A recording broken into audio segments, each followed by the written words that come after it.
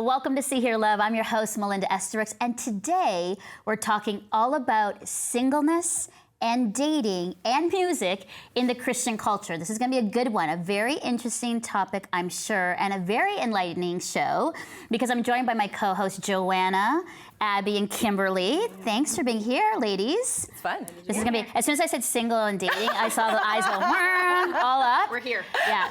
And to help us navigate these interesting topics, we have special guest Steph McCabe, who works at Bethel Music in sunny California as a brand manager for events, creating amazing experiences for people all over the world to enter into worship and connect with God through visuals and media. She's a strong leader and a caring pastor with a thoughtful approach to dating and singleness in the church for the digital age. We have an expert on the set. Are you ready, Steph? I'm ready. Well, let's start off because some of our viewers would know Bethel Music. They're probably going, what? She works for Bethel. Talk about that. What's it like to work there? Why do you think Bethel has just exploded in the international scene? Yeah, I mean, that's actually a really hard question to answer because I know it might sound a little cliche, but I mean, there's times where God just releases favor upon people or a movement, and you can't really explain why. I think from Bethel's stance, like our main priority is to focus on the presence of God, pursuing His presence, and expanding His kingdom.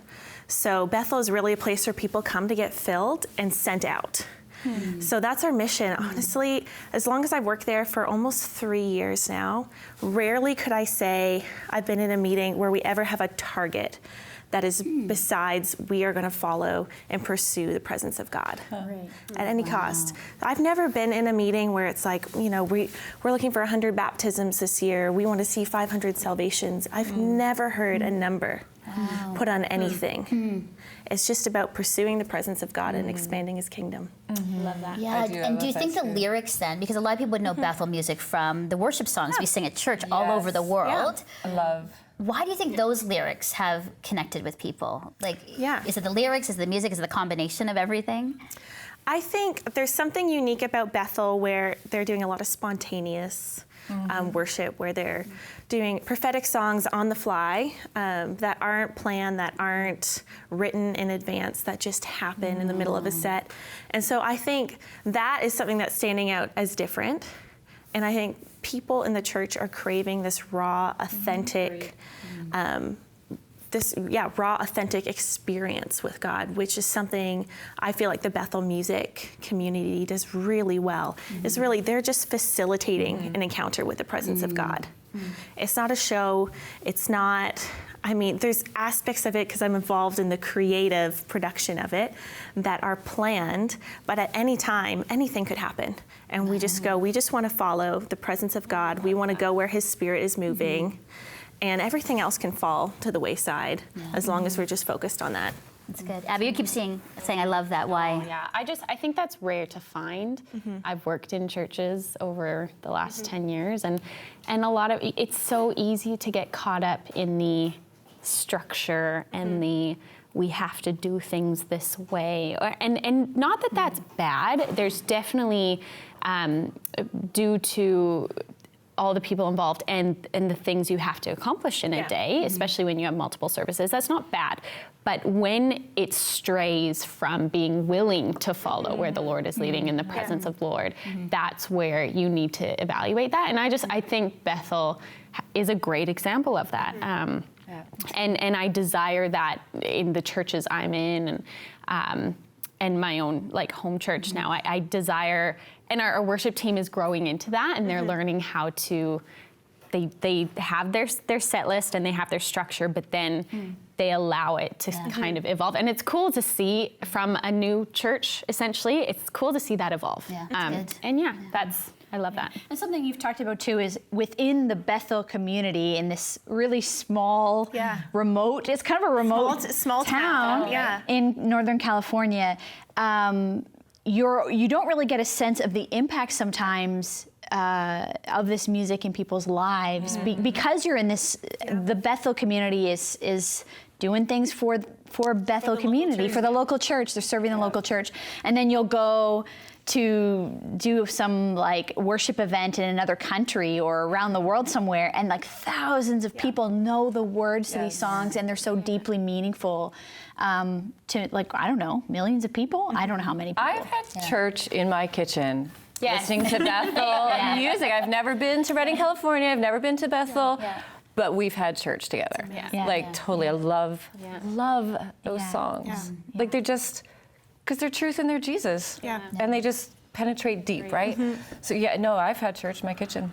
Thanks to you guys. That one song, Holy Spirit, You're Welcome Here. I remember one day, a rough day, just sitting on my couch with that pen, just like, I think I honestly was just sitting there sobbing while the song was going on, and I just, it's so powerful. How does that make you feel when you hear that? Because I think that, I mean, I know you're part of the collective church, but how does that make you feel as somebody who's like, this is where God has called me and put me, and I'm hearing this, that it's impacting people all over the world? I mean, I'm so excited. Yeah. I feel like really that like pinch me. I can't believe I get to be, I can't believe I get to do this. Yeah. And so I was serving in the local church for years, and now have just started traveling and touring with Bethel Music as kind of like a creative producer in ways. And so this has been one of the first times I've gotten to go out and see how people are experiencing it, and see people outside of our local community encountering God. And I look up there on stage and I'm like, these are my young adult leaders. These are people who work at our coffee shop, who are serving in the local church, doing this huge thing and doing it so well, and really stewarding the favor that's on their lives so well. I mean, I cry all the time. I cry all the time watching this happen.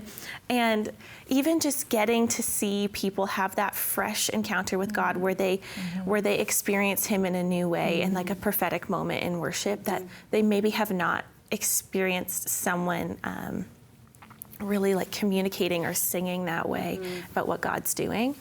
It's really incredible. Yeah, love that. You know, you talked about young adults saying, hey, some of these worship leaders are like working in the cafe, the young adults, and you worked and are still working with young adults.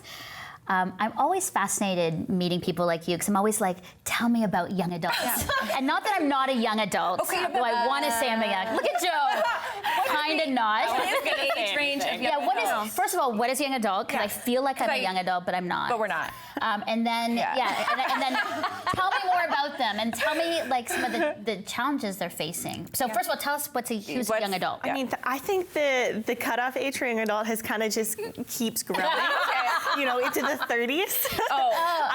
I think Joe's outing me. I'm like, okay. Darn. I mean, I think it's probably You are like moms, right? That you can still be young. Yeah. We're young. I'm kind of 30. I mean, I know we're going to talk about this later, but I think singleness in the young adult community is extending that age. That was probably once 18 to 25. It's now that 18 to 30-ish. 30-ish, But like a 30-ish-year-old and an 18-year-old are a completely different kind of young adult. And singleness and dating as an 18-year-old versus a 30-year-old is a very different thing. Even if you are still in that young adult range. Because of life experience and just where you're at. So what would you say would be, I'll just say 2, because I could say 10. But, and then, especially Joanna, you can kind of, speak into this. But 2 major issues that young adults are facing, that you've found as a pastor, that you've had to really kind of deal with and kind of counsel them. I would say probably the biggest one is having a real authentic community. And the second one would be, we live in such a transient culture where people move from one thing to the next to the next. There's always something better. There's always something next to do. I mean, I love traveling, but there's always somewhere next to move, somewhere next to look forward to, that people aren't growing up. And that's why we're seeing that 25 go right into the 30-somethings. Because people aren't moving and putting down roots and growing somewhere. They're just moving on. So community and and being transient. So how do you address that? Because those are big. Those are big issues. Yeah, they are. So I think in our community, it's something we talk about a lot. Like, what does it look like to have a healthy community, to build a healthy community? And sacrifice is one of the huge things. It takes work. Like, you're not just going to show up to church and make a bunch of friends. Like, it doesn't, Hello. I'm here. Hey guys, I'm new. But it requires follow-up. It requires Yeah. planning. It requires, and if you really want deep relationship with people, it requires sometimes saying no to fringe relationships so that you can go deep with people. I have a girls group. So there's 4 of us that meet every other Thursday morning at 7 a.m. Ew. I mean, good. Before we go to good. work, it's early. And I mean, some of the girls are married with kids, and it's just a priority. It means that, like, they have to adjust their schedules. I have to adjust mine sometime. I have to get up really early, and I am not a morning person. But we're committed to spending time together. And sometimes that's just hanging out and eating waffles. And sometimes that's deeper stuff. Sometimes I know every time I go, this is my community where if something big is going in my life, they are my first call every time. Yeah, that's good.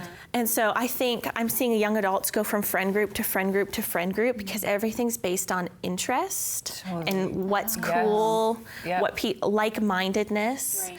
And I don't think if all your friends around you are the same as you or like-minded, I just don't know how far you're going to go or even grow in community. You need to have different types of people who are different, even in different stages to grow you.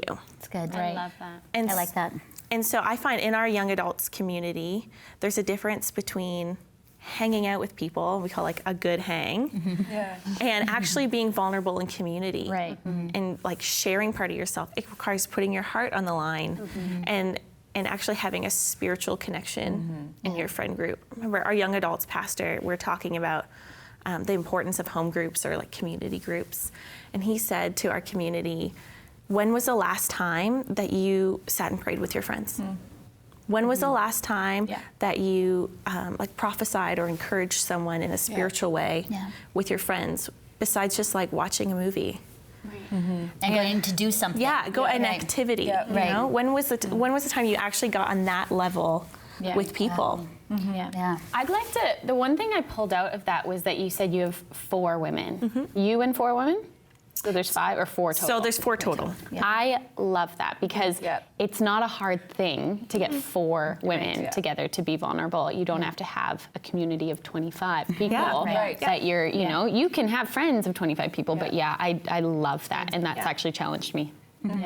Well, and it's an inconvenient time. Oh yeah. Yeah, I don't like I don't have the breakfast crew currently, but I've had that exact same thing in the past with the 4 women I used to do this with, and it was many years ago now, and that, like, you know, people have kids and are less available for those kinds of times of day because at 7 a.m. a lot of people with children are full-on parenting mode. But it was such a special time when I did have that thing, and it's exactly what you say, like, you know, who are those people in my life? We probably do it in a different way now. But it's that significance of there's nothing like when you pray together.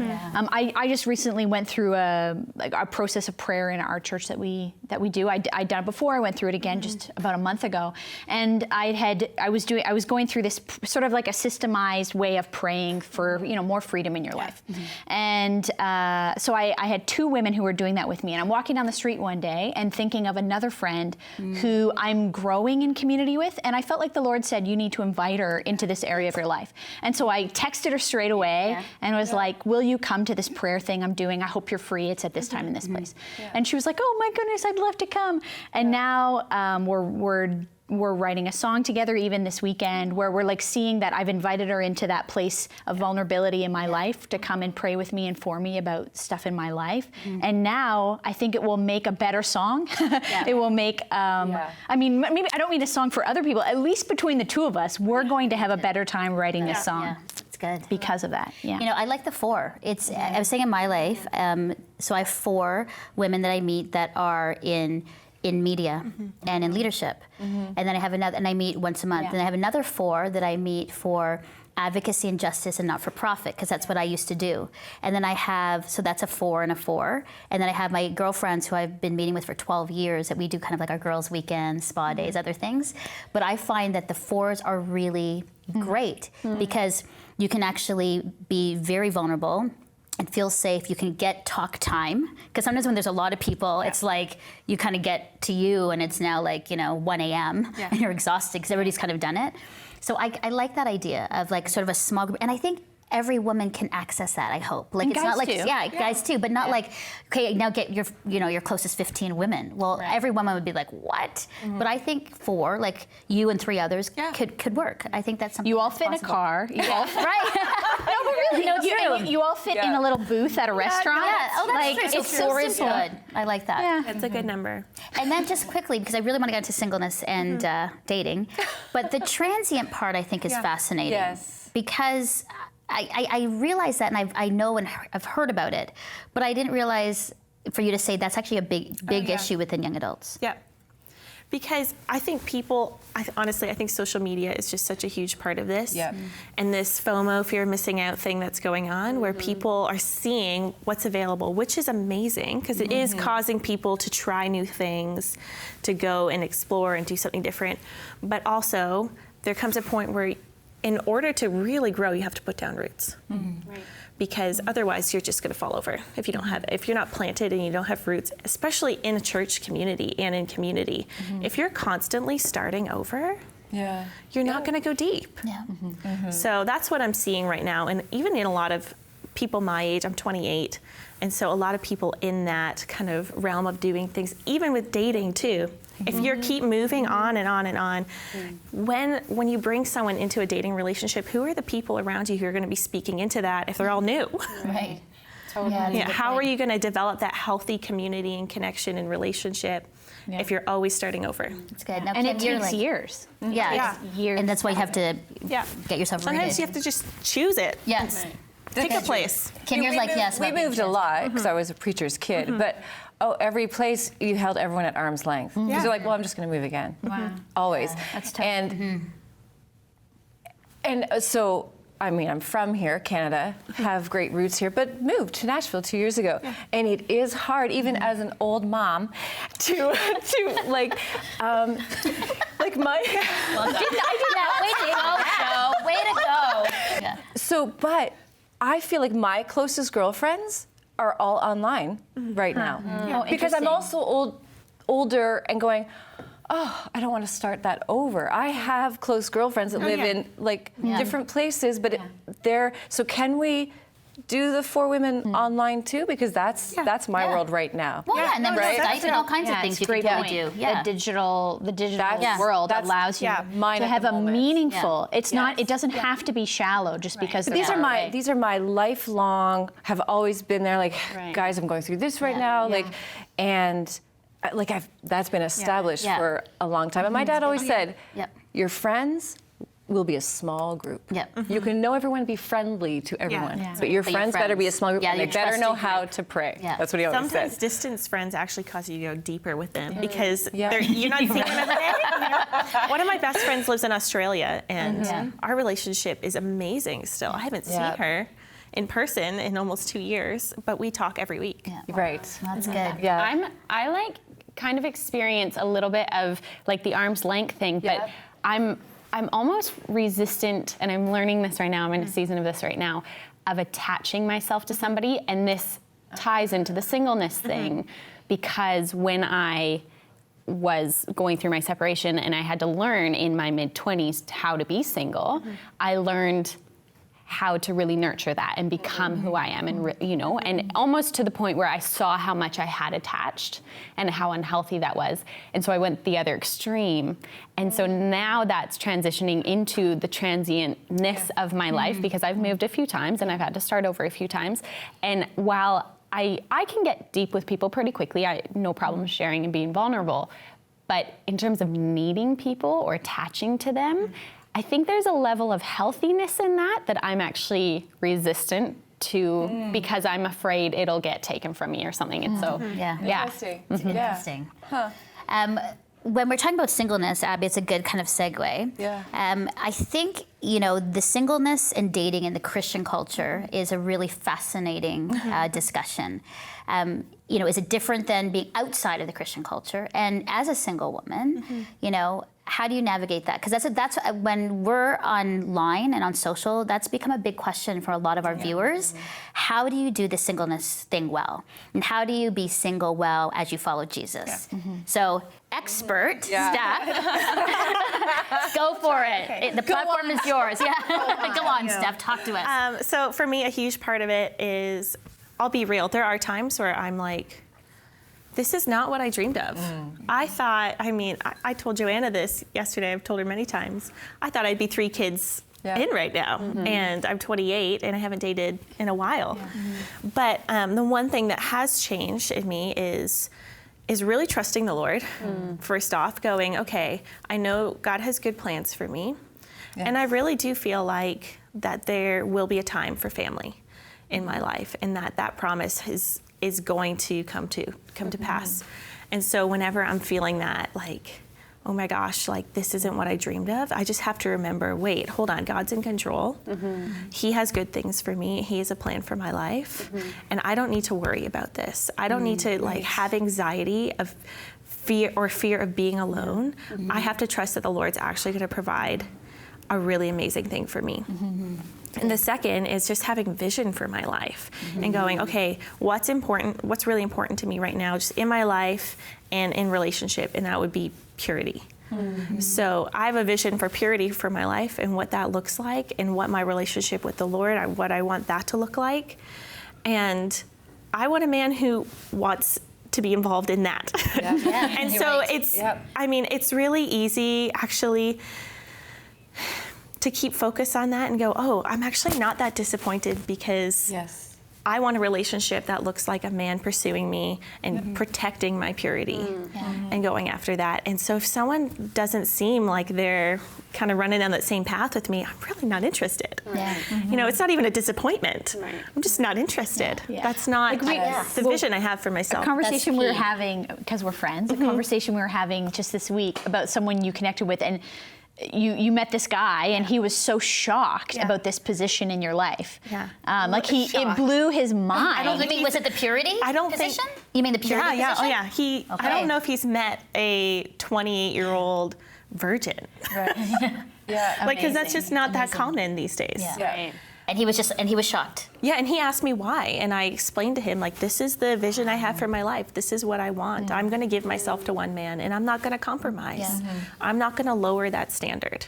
I think that's key. I haven't heard this, the vision for my life. I think we've come to, like, in dating and singleness, it's like, I want the companionship, I want that. And yes, for sure, but I've never heard that actually have a vision for your life, and then that will change the decisions that you make for yourself and the people that you decide to be with. That's really key. Purity is so much more important than companionship, because even purity in marriage, I want someone to protect my purity in marriage. So I'm not going to compromise that before marriage.